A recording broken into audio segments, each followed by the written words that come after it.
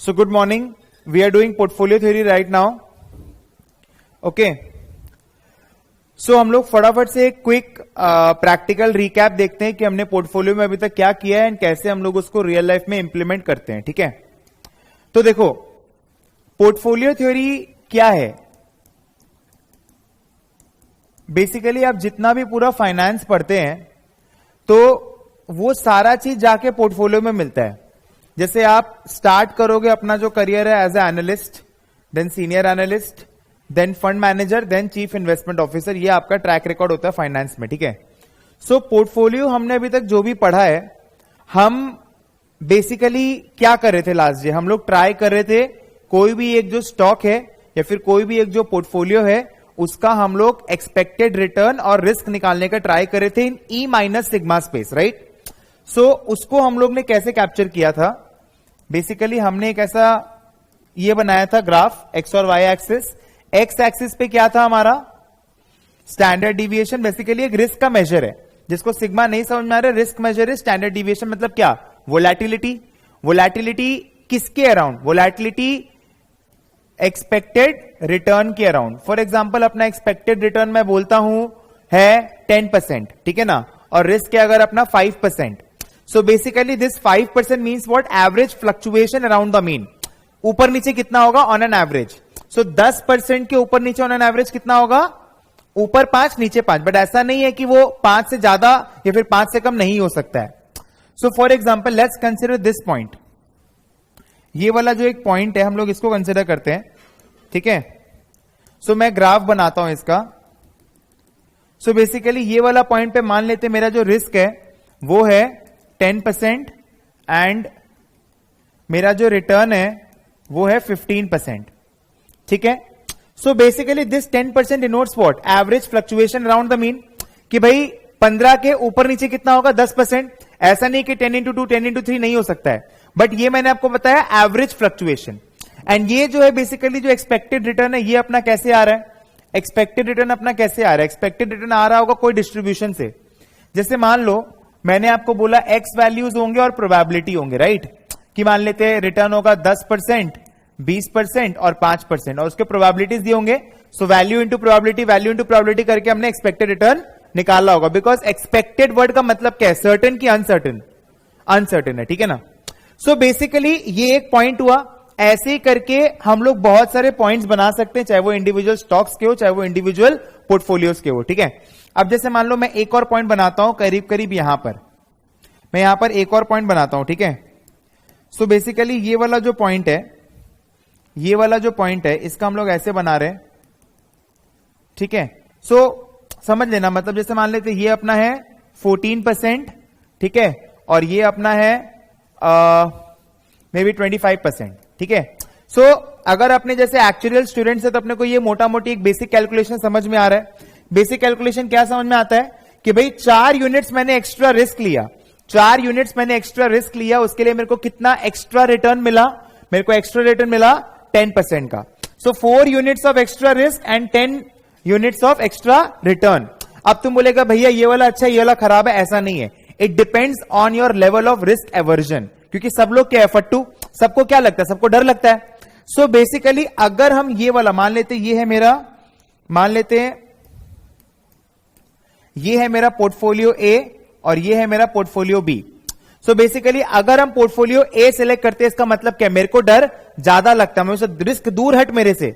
और अगर हम पोर्टफोलियो बी सिलेक्ट करते हैं मतलब क्या, I have taken some extra risk, उसके लिए मेरे को क्या चाहिए, एक्स्ट्रा रिटर्न. जो पोर्टफोलियो ए सेलेक्ट किया है वो बी भी सेलेक्ट कर सकता है. बट वो बोलेगा मेरे को अगर 14 यूनिट्स ऑफ रिस्क आप दे रहे हो तो मेरे को 25 नहीं चाहिए, मेरे को 30 देगा तो मैं टेबल पे बैठेगा, नहीं तो मैं नहीं बैठेगा. वो टेबल से उठ जाएगा. क्योंकि उसको क्या है, उसको ज्यादा रिटर्न चाहिए. बिकॉज वो बहुत ज्यादा रिस्क एवर्स है.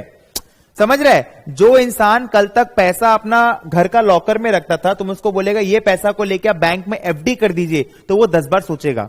जो कल तक एफडी में रखता था, तुम उसको बोलेगा इस पैसे को लेकर किसी कॉर्पोरेट बॉन्ड में लगाइए, वो 10 बार सोचेगा. जो कॉर्पोरेट बॉन्ड में लगाता था, तुम उसको बोलेगा इक्विटी में लगाइए, वो 10 बार सोचेगा. क्योंकि इंसान क्या है, इन्वेस्टर क्या है, रिस्क एवर्स है. ठीक है. सो बेसिकली यहां पर तुम देख सकते हैं, ये बेसिकली ये दोनों जो घोड़ा है, ये दोनों जो घोड़ा है, ये दोनों रेस में लड़ने लायक है. लड़ने लायक मतलब क्या होता है अब तुम ये नहीं बोल सकता कि कौन सा पोर्टफोलियो बेटर है इन दोनों में, क्योंकि ये दोनों मैदान में उतरेगा तो ये दोनों के बीच जंग होगा। बट एक और मैं बनाता हूं तब तुमको समझ में आएगा। मैं एक और बनाता हूं, मैं बनाता हूं एक पॉइंट यहां पर, ठीक है। अगर मैं एक पॉइंट यहां पर बनाता हूं, या फिर मान लो हाँ ठीक है यहां पर। सो बेसिकली अब क्या हो रहा है, इसमें मान लेते हैं मेरे को कुछ एक्स्ट्रा रिस्क लग रहा है, बट मेरा रिटर्न लेवल सेम है। इसको मैं नाम देता हूं पोर्टफोलियो सी। अब बताओ क्या ये रेस में दौड़ने लायक है? नहीं। क्यों नहीं दौड़ेगा ये रेस में? ये रेस में क्यों नहीं दौड़ेगा बताओ? क्योंकि इसमें एक्स्ट्रा रिस्क के रिटर्न सेम है। तो ये किससे हार जाएगा रेस में दौड़ेगा? तो ए से हार जाएगा। इसको हम लोग बोलते हैं इनएफिशिएंट पोर्टफोलियो। ये जितना भी सारा हम लोग बना रहे हैं ना, ये बेसिकली क्या है? ये अपॉर्चुनिटी सेट है। मैंने आपको नोट्स लिखवाया था। सो बेसिकली आज आपको बेटर समझ में आएगा। अपॉर्चुनिटी सेट क्या है? Set of all the portfolios. भाई जो लड़ने लायक है, जो नहीं लड़ने लायक है, तू मेरे को सारा दे, तू मेरे को सारा दे, ठीक है। So basically this is portfolio C. एक और बनाने का ट्राई करते हैं। जैसे मान लेते हैं एक अपने बनाते हैं यहां पर, या फिर अपने एक बनाते हैं यहां पर, ठीक है ना। सो बेसिकली ये है डी, ठीक है। अब इसके बारे में तुम्हारा क्या कहना है? ये रेस में दौड़ने लायक है क्या? इसमें तो रिस्क ज्यादा है, रिटर्न कम है। रिस्क भी ज्यादा है, रिटर्न भी कम है, तो दोनों तरफ से जाएगा। तो ये रेस में दौड़ने लायक है? नहीं। सो हम लोग क्या करते हैं, एक एफिशिएंट पोर्टफोलियोज का कर्व बनाते हैं। एक एफिशिएंट पोर्टफोलियोज का ऐसे हम लोग एक कर्व बनाते हैं, याद आ रहा है? जैसे मान लो मैं यहां पर ऐसे बनाता हूं, मान लेते हैं इसको लाइन को टच करे, ठीक है। ये एफिशिएंट पोर्टफोलियोज का एक हमने कर्व बनाया यहां पर, ठीक है। सो बेसिकली ये हमारा एफिशिएंट पोर्टफोलियोज का एक कर्व है जो ए और बी से पास करेगा और कोई पॉइंट से पास नहीं कर रहे हैं।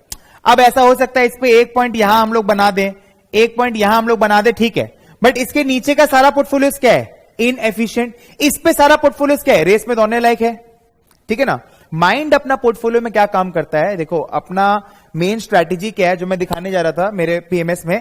बेसिकली उसमें क्या होता है, it's a minimum investment of 50 lakh जो हमने किया था लास्ट ईयर। उसमें क्या होता है, एक स्टॉक पे पैसा नहीं लगाते हो, you invest in multiple stocks, ठीक है ना।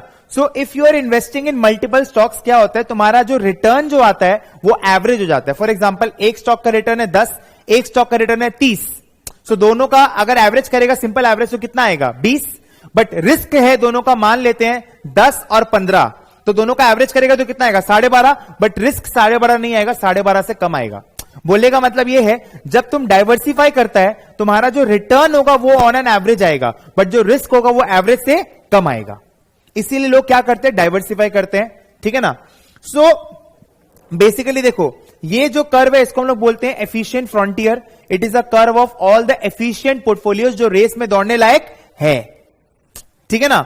बेसिकली हमने इसमें एक पॉइंट समझा था जो था ग्लोबल मिनिमम वेरिएंस पॉइंट, याद आ रहा है? Global minimum variance point. सो ग्लोबल मिनिमम वेरिएंस पॉइंट क्या था कि भाई इससे कम वेरिएंस नहीं पॉसिबल है। जो कर्व था हमारा वो कुछ ऐसा था ना, कुछ ऐसा था।